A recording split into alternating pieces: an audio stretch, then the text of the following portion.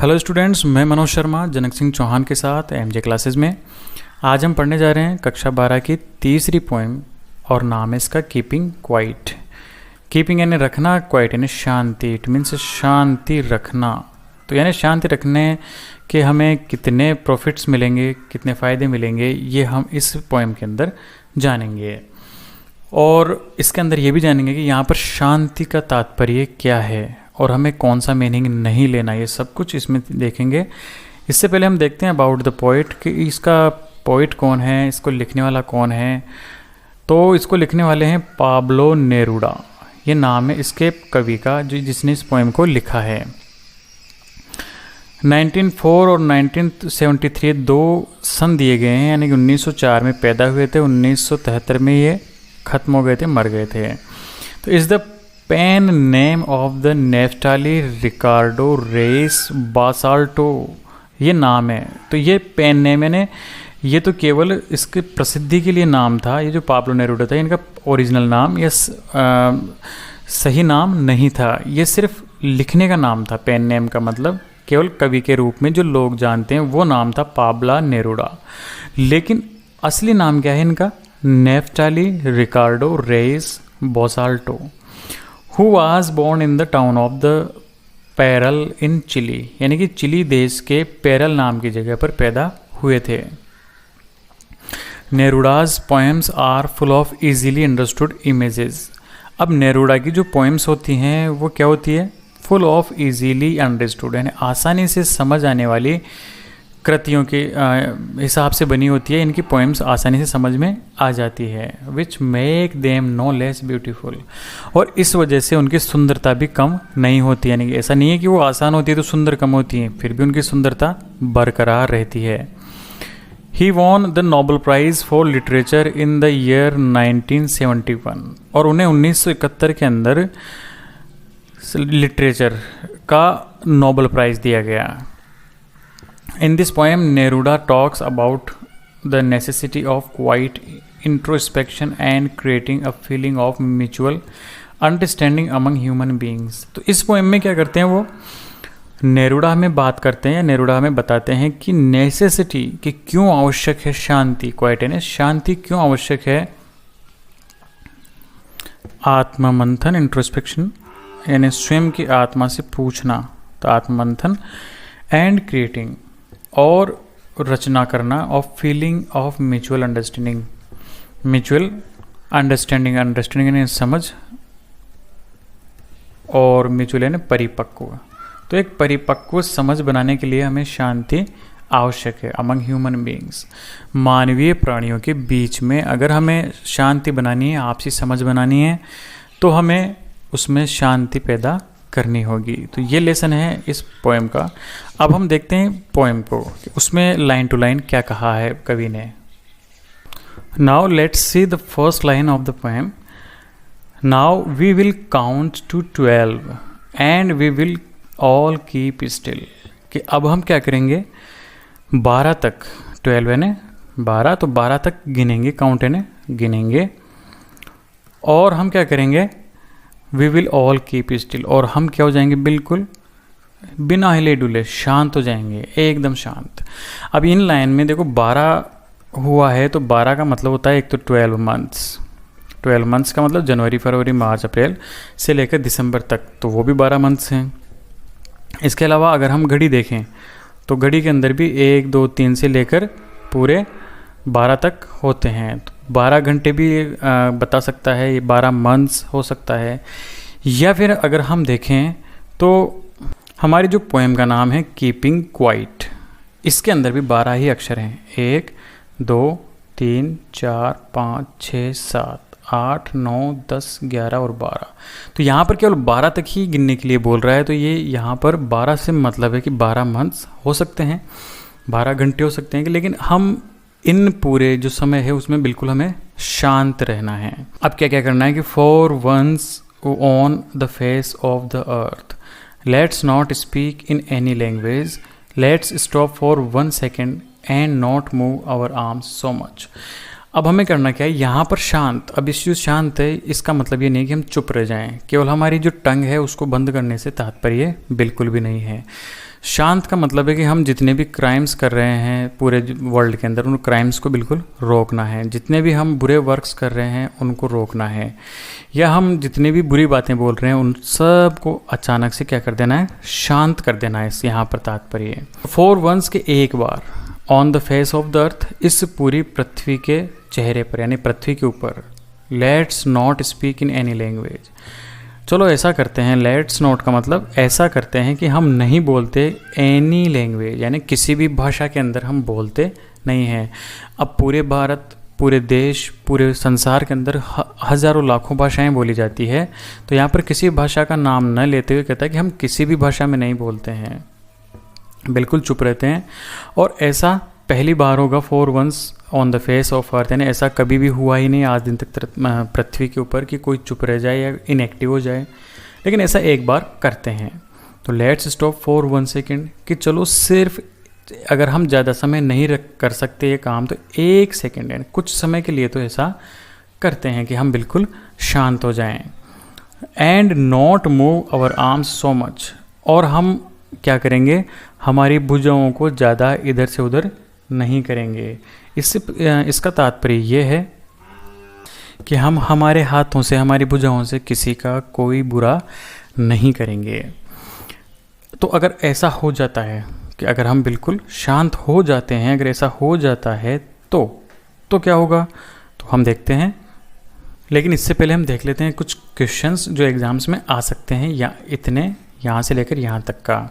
तो हम देखें, सबसे पहले तो यहाँ पर जो पहली लाइन है, now we will count to 12, तो इसी से एक क्वेश्चन बन जाएगा, how long does the poet ask us to remain silent, यानी कवि हमें कितनी देर शांत रहने के लिए कहता है। तो हमारा आंसर होगा, the poet asks us to remain silent till he counts up to 12, यानी कि कवि हमें तब तक शांत रहने के लिए कहता है जब तक कि वो 12 तक न गिन ले। ये हमारा क्वेश्चन हो जाएगा एक। दूसरा क्वेश्चन हम देख सकते हैं यहाँ पर कि what does let's not speak in any language signifies. यहाँ पर एक बात आई थी कि हम किसी भी भाषा में न बोलें, क्योंकि यहाँ पे लिखा हुआ है let's not speak in any language, तो इसी का क्वेश्चन है। तो इसका हिंदी में हो जाएगा कि हम किसी भी भाषा में न बोलें, यह किस बात को इंगित करता है। तो हमारा आंसर हो जाएगा, it signifies no use of words at all whether it is for disputes और डिस्कशंस, आर्ग्यूमेंट्स और रीजनिंग।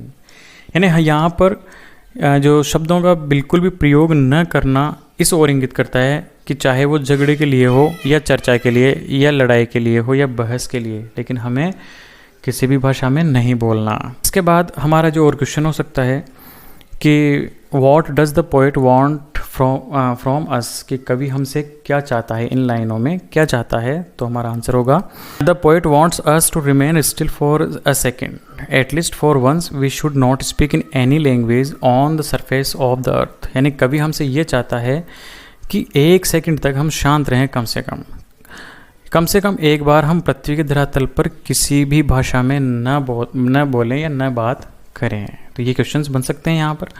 आगे देखते हैं अब, it would be an exotic moment, तो इस प्रकार से अगर अचानक शांति होगी तो ऐसा एक बहुत ही असाधारण, एग्जोटिक यानी असाधारण क्षण होगा, यानी एक असाधारण समय होगा ऐसा, विदाउट रश, बिना किसी हड़बड़ी के, रश यानी हड़बड़ी जिसमें किसी प्रकार की कोई समस्या नहीं होगी, विदाउट इंजिन्स, बिना इंजिन्स के। यहाँ पर इंजिन्स का मतलब है जितने भी अभी शिप्स हैं, एरोप्लेन हैं, और जितने भी ट्रक्स हैं, या यूँ कहें जितने भी यातायात के साधन हैं, उन सब के अगर इंजिन्स एक साथ बंद हो जाएंगे तो लोग क्या हो जाएंगे, स्थिर हो जाएंगे, एक जगह रुक जाएंगे। यहाँ पर इंजन से तात्पर्य फैक्ट्री, यानी जितने भी फैक्ट्री है उसके अंदर कल कारखाने होते हैं, उसमें इंजन्स होते हैं बड़ी बड़ी मशीनों के।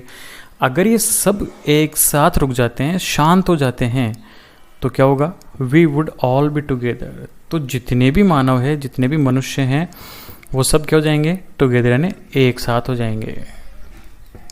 इन अ सडन स्ट्रेंजनेस, और ऐसा कितना अनोखापन होगा, अगर ऐसा हो जाता है तो ये कितना अनोखा होगा, कितना अजीब होगा कि सारे के सारी दुनिया के जितने मनुष्य हैं सब एक हो जाएं, सब एक जैसा या एक दूसरे की अच्छाई के लिए सोचें। इस जो पैरा है इसके अंदर से कौन कौन से इंपॉर्टेंट क्वेश्चन हो सकते हैं वो देखते हैं।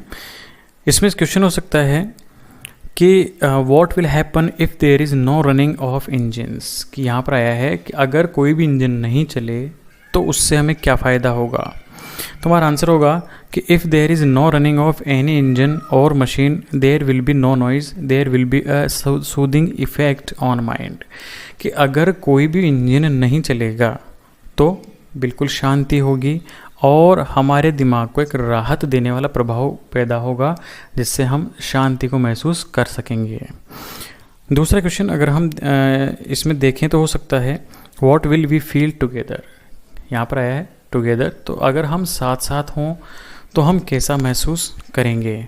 तो हम इसका आंसर देंगे we shall together share a few moments of calm and quiet which soothe the tension ridden mind. तो इसका हिंदी होगा कि अगर हम सभी शांति और सुकून के क्षण साझा करेंगे तो ये हमारे तनावग्रस्त मस्तिष्क को राहत देगा। यानी कि अगर ये सारे इंजन शांत हो जाएंगे, हम अगर साथ रहेंगे तो हमें शांति मिलेगी। नेक्स्ट देखते हैं। अब यहाँ पर अगले जो पैरा है उसके अंदर कवि हमें दो तरह के लोगों के बारे में बताता है, एक तो फिशरमैन के बारे में और एक जो नमक का बिजनेस करते हैं उनके बारे में यहाँ पर बताता है। तो सबसे पहले कहता है कि fisherman in the cold sea, कि ठंडे महासागर जो बिल्कुल जहाँ बर्फ़ जमी होती है वहाँ पर मिलती है हमें वेल्स मछलियाँ, तो जो काफ़ी बड़ी होती है ब्लू वेल्स। तो जो फिशरमैन हैं, मछुआरे हैं, वो क्या नहीं करेंगे, उन ठंडे महासागरों के अंदर वेल मछली जो है उनका शिकार नहीं करेंगे। कब? अगर बिल्कुल शांत हो जाते हैं। बिल्कुल अगर शांत हो जाएगी तो जो फिशरमैन है वो मछलियाँ नहीं मारेंगे, और जो मैन गैदरिंग साल्ट, कि जो नमक का व्यापार करते हैं, नमक बनाते हैं, वे लोग क्या करेंगे, look at his hurt hands, कि अपने घायल हाथों को देखेंगे। इट मीन्स जो ये दोनों लोग हैं इनको इतना टाइम होता ही नहीं है कि अपने बारे में सोचें। तो अगर बिल्कुल शांति मिल जाएगी तो ये जो लोग हैं नमक वाले, ये भी अपने जो हाथों में घाव पड़ जाते हैं नमक इकट्ठा करने से, उनके बारे में केयर करेंगे। और ये जो फिशरमैन है ये भी बिल्कुल शांत हो जाएंगे तो मछलियाँ नहीं मारेंगे। तो अगर शांति होगी तो ये लोग स्वयं के बारे में, अपने परिवार के बारे में सोच पाएंगे। अब देखते हैं इनमें पैदा होने वाले क्वेश्चंस, यहाँ से बनने वाले क्वेश्चंस कौन कौन से बनेंगे। तो यहाँ पर पहला क्वेश्चन हमारा बनता है what would the fisherman not do, यानी कि जो फिशरमैन है वो क्या नहीं करेंगे, ये क्या नहीं करते हैं। तो हमारा आंसर होगा the fisherman would not hurt whales in the cold sea, कि वो कोल्ड सी के अंदर ब्लू वेल्स को कोई नुकसान नहीं पहुंचाएंगे। दूसरा क्वेश्चन है कि what are the hands of salt gatherers hurt, कि जो साल्ट गैदर्स यानी नमक इकट्ठा करने वाले लोग हैं उनके जो हाथ हैं वो ज़ख्मी क्यों हो जाते हैं। तो हमारा आंसर होगा the sea salt in its natural form is hard and prickly, it injures the fingers of the salt gatherers. तो ये जो नमक होता है वो क्या होता है, नेचुरली जो कठोर होता है और चुभने वाला होता है, प्रिकी यानी चुभने वाला। तो ये क्या करता है कि ये नमक इकट्ठा करने वाले जो लोग हैं उनके हाथों को नुकसान पहुंचाता है।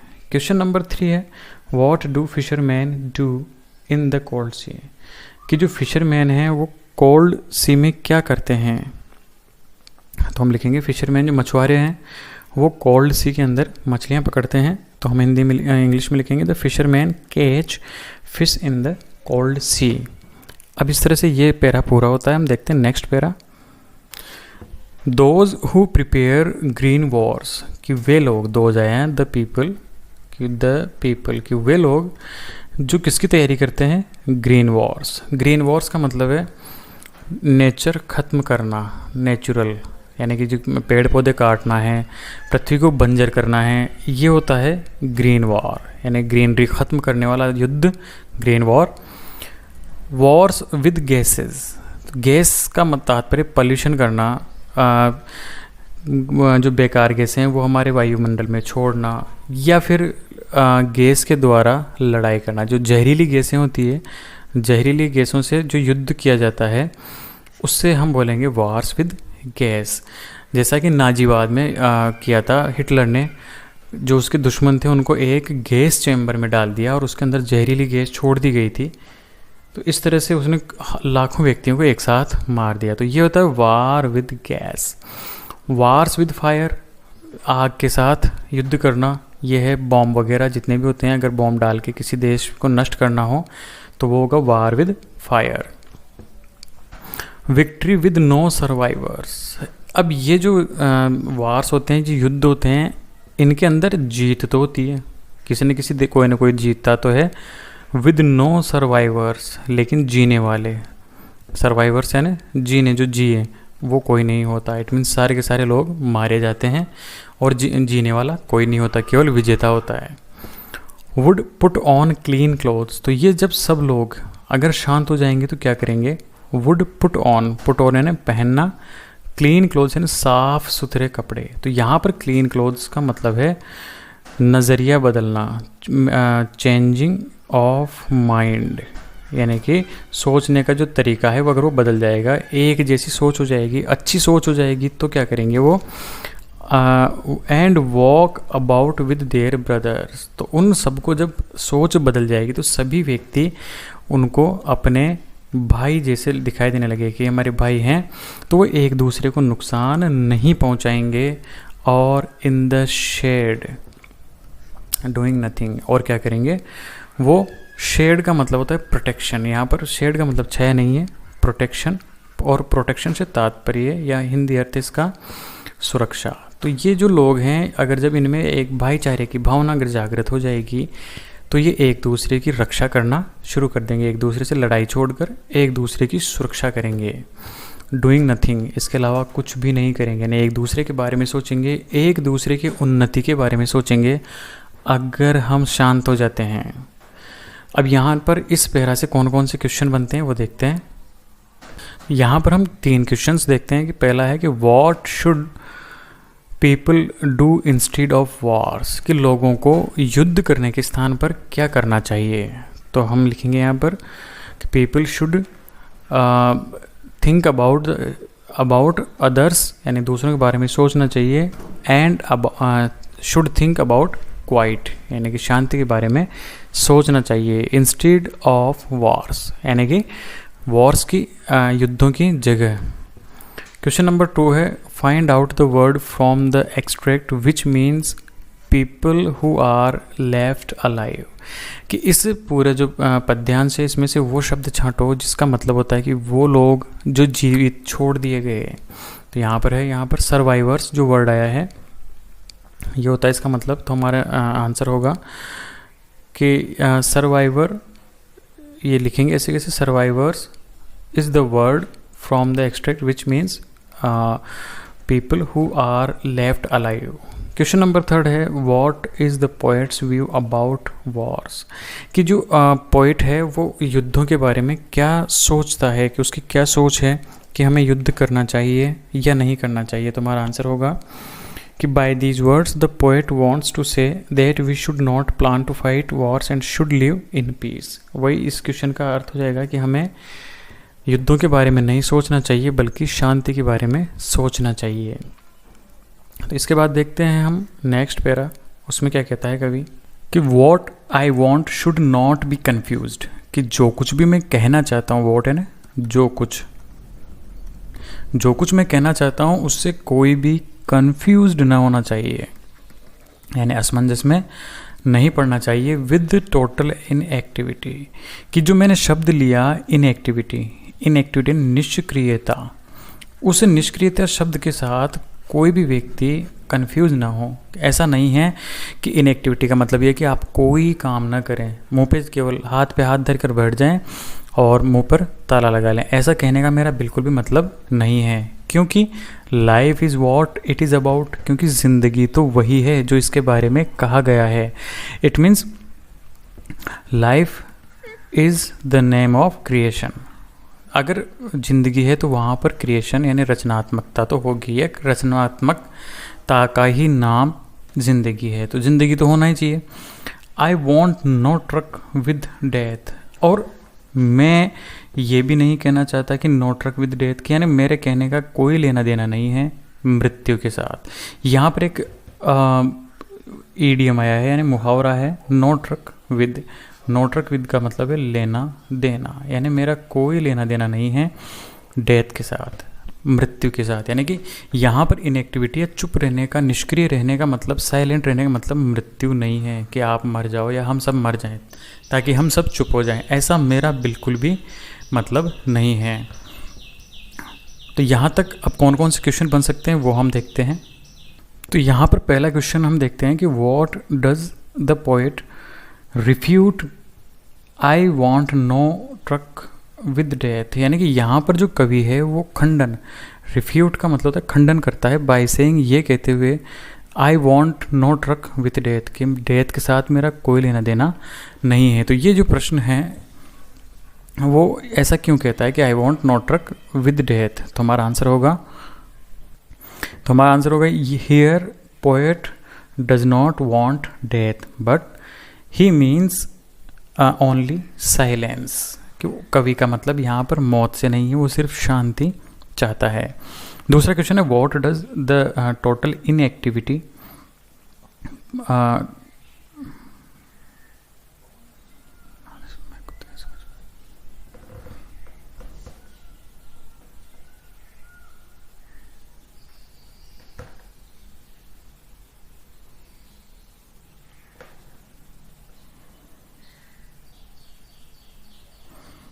क्वेश्चन नंबर 2 देखते हैं कि what does the poet mean by total inactivity, कि जो कवि है टोटल इनएक्टिविटी से क्या मतलब निकालता है।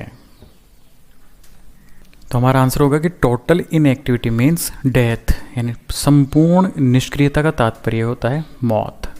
क्वेश्चन नंबर 3 है pick out the words from the extract with symbolise death, कि इस एक्सट्रैक्ट, ये जो हमने पढ़ा ना, इसमें से वो शब्द छांटिए जिसका मतलब होता है मौत। तो वो शब्द है टोटल इनएक्टिविटी, यहाँ पे लिखा है टोटल इनएक्टिविटी का मतलब है डेथ। अब देखते हैं हम आगे का para. If we were not so single minded, कि अगर हम इस एक मानसिकता, सिंगल माइंडेड का मतलब एक ही तरह की सोच, अब एक ही तरह की सोच से मतलब क्या है यहाँ पर कवि का, कि हम सिर्फ एक ही सोच रखते हैं about keeping our lives moving, कि हमारा जीवन बस आगे बढ़ते रहे, हम किसी और के बारे में नहीं सोचते, स्वयं के बारे में ही सोचते हैं कि हमारी ज़िंदगी बस आगे बढ़ती रहे। तो इस अगर ये हमारी सोच नहीं होती, और एंड और फॉर वंस, केवल एक बार, कुड डू नथिंग, अगर शांति रहते, कुड डू है ना कुछ नहीं करना, perhaps a huge silence might interrupt, कि अगर हम इस सोच से थोड़ा दूर हो जाते, हमेशा ज़िंदगी को आगे बढ़ाने की जो सोच है उससे थोड़ा सा दूर हो जाते और एक बार अगर शांत हो जाते, तो शायद, परहैप्स ने शायद, अ ह्यूज साइलेंस, एक बहुत बड़ी चुप्पी, बड़ी मात्रा में जो चुप्पी है वो क्या करती, माइट इंटरप्ट दिस सैडनेस। तो ये जो हम एक ही तरह का काम करते रहते हैं, इससे जो उदासी उत्पन्न होती है, जो नीरसता उत्पन्न होती है, उसको शायद ये जो शांति है वो क्या कर दे, इंटरप्ट, रोक दे, थोड़ा हस्तक्षेप कर दे, थोड़ा ख़त्म कर दे दिस सैडनेस, इस उदासी को। और ये उदासी कहाँ से पैदा होती है, एक तो एक ही तरह का काम करते रहने से, और नेवर अंडरस्टैंडिंग आवर सेल्व्स, स्वयं को कभी नहीं समझने से, और एंड यानी और threatening ourselves with death, और हमेशा मौत का डर, चुनौती यानी डर।